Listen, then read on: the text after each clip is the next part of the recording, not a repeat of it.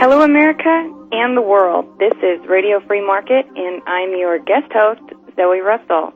I'm standing in for Radio Free Market founder and regular host, Michael McKay. We are behind the lines of socialism, my friends, and Radio Free Market is the voice of free people and free markets.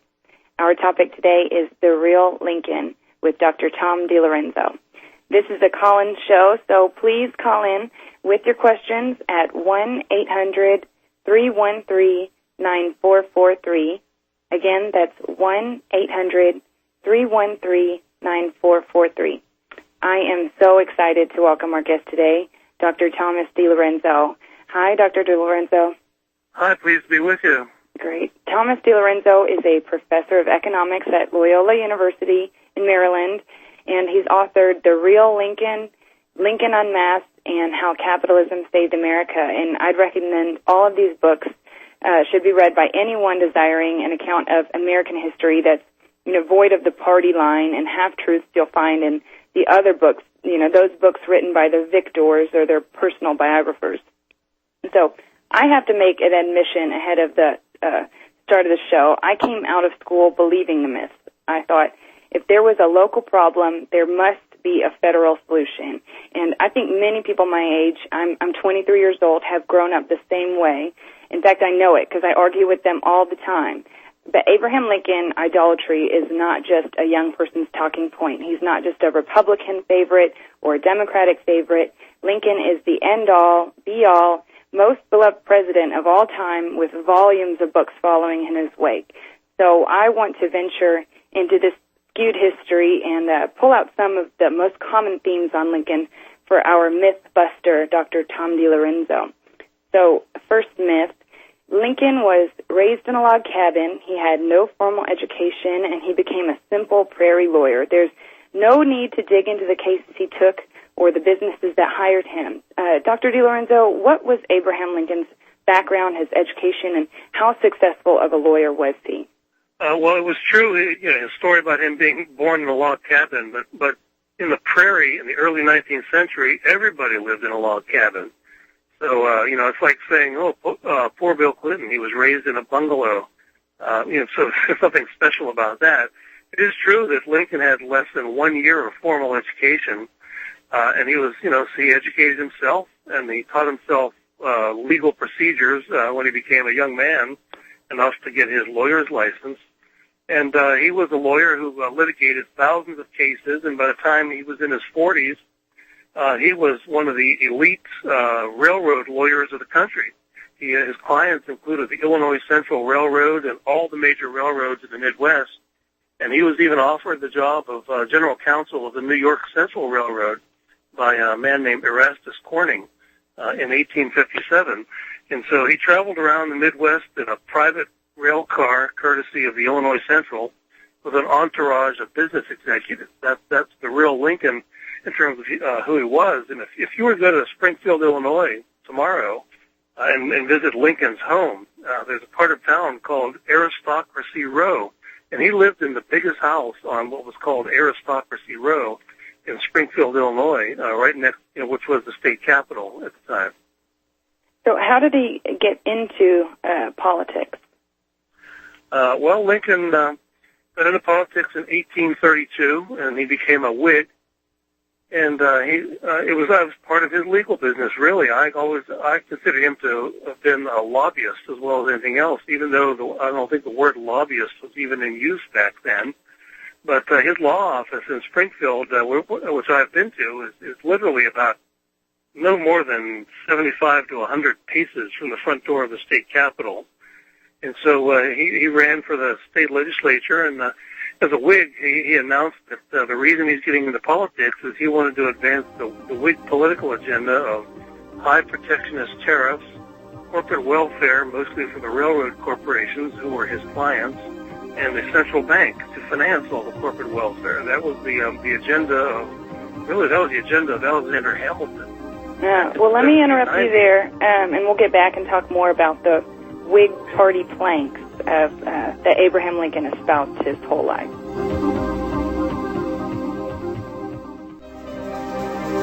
Welcome back to Radio Free Market. My name is Zoe Russell. I'm standing in as host for Michael McKay. Our topic today is the real Lincoln, and we have Dr. Thomas DiLorenzo as our special guest. And remember, everyone, this is a live show, so you can call in at 1-800-313-9443. So we were just talking about how Lincoln was actually a Whig. Most people might remember him as a Republican. Can you tell us what are the Whig Party planks that he espoused his whole life? Well, Lincoln was a Whig for about 25 years, but a Republican for a much shorter period of time, no less than 10 years. The Whig Party, they called it the American System, and it was given that name by Henry Clay, and they advanced high protectionist tariffs that would benefit primarily northern manufacturers, although there were a few southerners who would have been protected from international competition by that, but very few. They advocated a central bank, a national bank, run by politicians out of the nation's capital, which, of course, is a very bad idea. And they advocated corporate welfare. They didn't call it corporate welfare. They called it internal improvement subsidies. Politicians always have a way of disguising, the truth about what they're doing.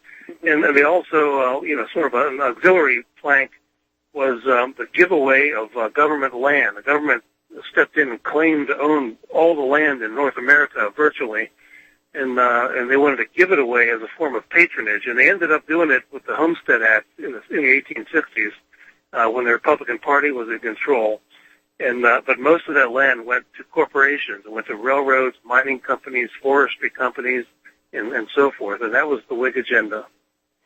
So you talk about Henry Clay and the real Lincoln as Abe's foremost political idol. Can you tell us a little about Henry Clay's background? Sure. Lincoln, when Henry Clay died in 1852, Lincoln said a eulogy to him in Springfield, Illinois, and he said that Henry Clay was the source of all of his political ideas. Any political ideas Lincoln had, he said, came from Henry Clay. He was slavishly devoted to his economic agenda.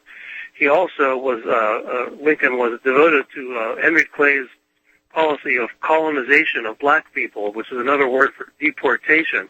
For his entire adult life, Abe Lincoln advocated the deportation of all black people from America, and he even did some of this when he was president. They sent about 500 free blacks to Liberia in Africa, and even almost on his dying day, a few days before he was assassinated, Lincoln met General Benjamin Butler to discuss how to colonize the slaves if they were to be freed, in several months, with the war being pretty much over at that point.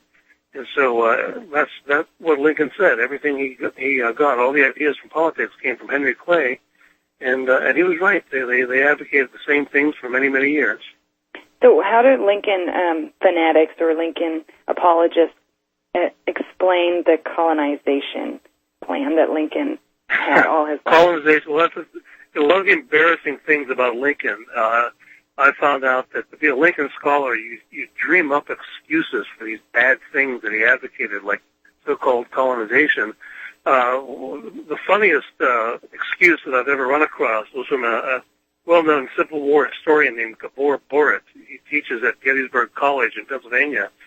And with regard to Lincoln's advocacy of colonization, he said that I can quote him directly. He said, "This is how honest people lie." Oh. I quote him in one of his books. He said Lincoln was an honest man, but he was lying when he did this. But that's simply nonsense, because Lincoln actually acted on it. He actually did colonize some free blacks. In my book, Lincoln Unmasked, I got into the collected works of Abraham Lincoln, which anyone can do. They're online. And you can find in 1862, the minutes of an 1862 meeting that Lincoln had with some free black men in the White House, where he urged them to go to Liberia, leave the country, and lead by example. So this wasn't just Lincoln's words. This was his actions with regard to colonization. And Gabor Borit is just nonsensical when he says that. His other defenders will say, well, he gave up on this idea sometime around 1864. That's their defense of him. But he didn't. As I said a minute ago, he did meet with General Butler a few days before he died, and he was still talking about colonization. Wow. At the very end. So going back to, like, the economic side of things, I was reading your book, The Real Lincoln, and you'd think that if any wise politician could oversee how to correctly spend money on internal improvements, it would be Lincoln, our benevolent dictator. But how did his and other internal improvement projects pan out in the 1830s and afterward? Well, Lincoln was a leader of the Whigs in the Illinois legislature, and he was as responsible as anybody for the legislature in Illinois spending about $11 million on road and canal building projects. He wanted to turn New York or Illinois into the sort of the New York state of the Midwest. He once said the Empire State of the Midwest. But what happened was nothing was finished. Not a single road, not a single canal. Over $10 million was spent. Much of it was stolen. The people of the state were put deep into debt for many years, and they had to raise their taxes to pay off the debt for years and years to come. And it was one big giant debacle, but of course somebody made a lot of money. So all the contractors of the politically connected businesses. And Lincoln really demonstrated that he could get things done for his constituency, which was basically the wealthy manufacturers of the Midwest and the East Coast. And so that was such a debacle in state after state that by the time you get to the Civil War, every single state except Massachusetts had amended its constitution to prohibit the use of tax dollars for corporations for any purpose because it had been such a debacle. But Lincoln was connected with that as much as any politician in America was in the 1830s. So I know in Doris Kearns Goodwin's book, Team of Rivals, she says, "It is clear that Lincoln won the nomination because he was shrewdest and canniest of them all. He displayed a fierce ambition and exceptional political acumen and a wide range of emotional strengths." And you contrast that with Murray Rothbard's quote, Lincoln was a master politician, which means that he was a consummate conniver, manipulator, and liar. Why are we taught to admire these politicians for being adept at manipulation and rhetoric? Well, Doris Kearns Goodwin is the worst example of what is called a court historian. She spent her whole career writing books that make excuses for the evil deeds of politicians. She wrote a biography of Lyndon Johnson in which she admitted that she actually slept with Lyndon Johnson. Wow. And of course, he was a disaster with the Vietnam War and the inflation that was created during his regime. And so she writes a big fat book making excuses for him. She did the same thing with the Kennedys, and now she's doing that. And she got caught plagiarizing over 100 pages of one of her books, and she got kicked off the Pulitzer Prize Committee, and she got kicked off of PBS for a while. And then this Lincoln book, though, came around later. It's sort of her redemption to write the Lincoln book. But it's statist idolatry at its worst, but it's very profitable and lucrative for people like Doris Kearns Goodwin, who get appointed to big jobs. They get put on television, and they get big Hollywood contracts for their books. The word is Steven Spielberg is making a movie out of her book. Mm-hmm. Lincoln was a consummate politician, but like Murray Rothbard said, that means he was a consummate liar, manipulator, and conniver. And people should be taught the reality about politics in school, not fluff like Doris Kearns Goodwin presents to us. Right. It's almost, they stretch it to the point where they'd want us to believe that those people looking to be president do so for our benefit and not their own. They stretch it so far as to say, look how hard Lincoln worked to become president. Also, he could end slavery, or also he could protect us. Well, he didn't end slavery. The states did when they ratified the 13th Amendment, as far as that goes. And as I've written a lot of places, that the whole world ended slavery peacefully. There's a great book called Greatest Emancipations by Jim Powell that documents how the whole rest of the world, including the northern states, including Massachusetts and New York, where slavery existed for several hundred years, they all found a way to end slavery peacefully through some sort of compensated emancipation. The British, for example, just bought up all the slaves, freed them in the British Empire, and then said no more. That's it. And we could have done the same thing, but Lincoln chose to use the slaves as pawns in a war that really wasn't about them. It was about consolidating all political power in Washington to adopt the Whig economic agenda, finally, which had been fought over in politics for 75 years. So that brings us to our next legend, our myth of Abraham Lincoln, that he did invade the South for slavery. Did he ever seriously try to abolish slavery through compensated emancipation? Well, you wouldn't even find any serious historians nowadays that'll say Lincoln invaded the South to free the slaves. He was very adamant in saying, no, that's not the reason for the war. He publicly stated that at the time, and so did the U.S. Congress. Congress and Lincoln announced to the world that the purpose of the war was to save the Union, not to do anything about slavery. In fact, he made an ironclad defense of slavery in his first inaugural address, where he advocated a constitutional amendment that would have expressly put slavery right in the Constitution, in the text of the Constitution. And early in the war, some of Lincoln's generals tried to free some of the slaves where the U.S. Army was in control, and Lincoln rebuked them and stripped them of their commands. And the Emancipation Proclamation itself, by the way, exempted all the areas of the United States, or North America, really, where the Union Army could have actually freed people. West Virginia, for example, Lincoln illegally caused the secession of West Virginia to be the last slave state to enter the Union, and it specifically was exempted by words in the Emancipation Proclamation. So it didn't really free anybody as far as that's concerned. And Lincoln did talk about compensated emancipation in the border states as a war measure. He called it a war measure, but he coupled it with colonization. Any slave that would have been freed would have been immediately deported. Oh, and wow. his defenders usually omit the second part. Well, I guess we'll come back to this point of Lincoln's view of egalitarianism and equality of the races after the break. And we're here with Thomas DiLorenzo. I'm Zoe Russell, guest host, standing in for Michael McKay.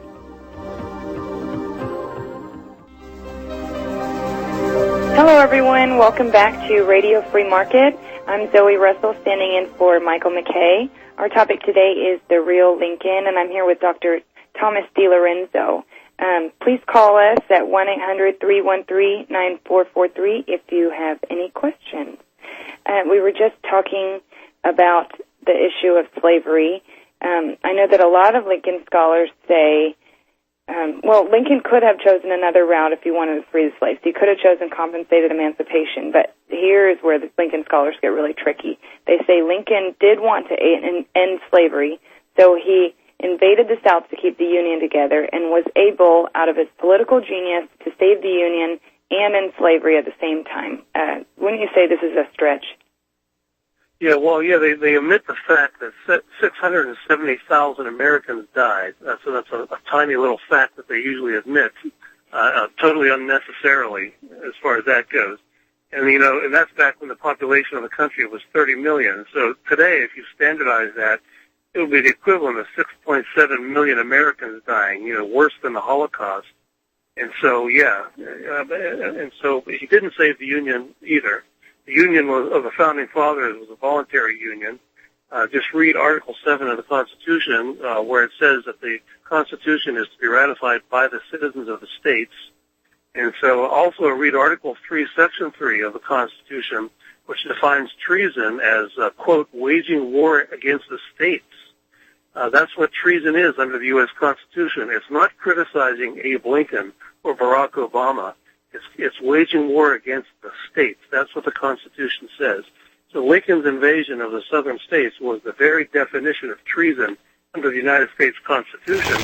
But he and his regime, and he essentially became a dictator during his regime, he redefined treason as criticism of him. He even said at one point publicly that whenever he and his administration are being discussed, and a man stands by and says nothing, that's treasonous, even if you're quiet. And whenever I've written about this, I've had emails from people from Eastern Europe and Central Europe who said, under communism, that's what they did. If you don't proclaim your loyalty loudly to the communist government, you could be thrown in the gulag. And that was Lincoln's policy during his time. And so, and of course, with slavery, like I said, the whole world ended slavery peacefully. There was no war that was necessary. The war was necessary to destroy federalism. That's why the war was necessary, to establish monopoly government so that the Republicans could adopt finally the Whig economic agenda at gunpoint. And the slavery, as far as I'm concerned, is all in one big smoke screen for these people as far as that's concerned. So I know that in your book, The Real Lincoln, you also defeated the common belief that Lincoln championed the Declaration of Independence, that all men are created equal. Did he really think that? No, of course not. If you read some of the Lincoln-Douglas debates, I have some of it almost memorized. The one line where he said, "I, as much as any man, want the superior position to be to the white race." Those are Lincoln's words, and he said he's against making voters or jurors of Negroes. He was against intermarriage of the races. He supported the Illinois Constitution, which prohibited the immigration of black people into the state. He supported the Illinois Black Codes, which deprived the free blacks in Illinois of any semblance of citizenship. And he also was a manager of the Illinois Colonization Society that used tax dollars to deport black people out of the state. Lincoln said in many occasions that when he talked about equality, he didn't mean in this country. He meant he would use phrases like "in their native clime." If black people could go back to Africa or someplace like that, they could be equal to each other there. But he did not believe they could ever be equal to whites or to him. He was very clear on that. And so when you read Lincoln's words on equality, you have to read his speeches like you read a Bill Clinton speech. There are a lot of weasel words in there. And so he definitely didn't believe that. And he perverted the whole meaning of the Declaration of Independence. The Declaration of Independence was a declaration of secession from the British Empire. It wasn't a Lincoln document. It wasn't a Union Forever document. Mm-hmm. Read the last parts of the Declaration of Independence. It calls the states free and independent and says that they are free and independent to do what states do, that is, to wage war and raise taxes. And so it didn't say that it was not. It was the Union was perpetual, and so he totally perverted the whole meaning of the Declaration of Independence. Well, we have a caller in, Ray from California. Ray, do you have a question for Dr. DiLorenzo? Yeah, well, this may not be the place for the question, but I just thought I'd at least pose it. Go for it. How do we get the truth of this into our classrooms so that the kids understand the truth? I think each of us has to do whatever we can with the people we know and who are around us. I think we have to forget about any kind of national policy or something like that. I get letters from teachers all the time saying they're using my books, for example, and other books like this. And parents need to educate their children, even if they're not homeschooling them. They need to do some homeschooling. I think every responsible parent needs to educate their children to some extent. Spend some time giving them books, maybe rewarding them for reading extra books like this or whatever you can do to educate your own kids. Don't just leave it up to the government schools or even the private school. The private schools, most school teachers are educated at state universities, so they're fed the same propaganda. And then just because they work in a private school doesn't mean your children are not government propaganda. If that's what the teachers know, that's what they'll teach. All right. Well, I guess that's a good place. All right, that's a good place to end, and we'll just have to come back, and we'll have our long segment next with Dr. DiLorenzo, topic The Real Lincoln.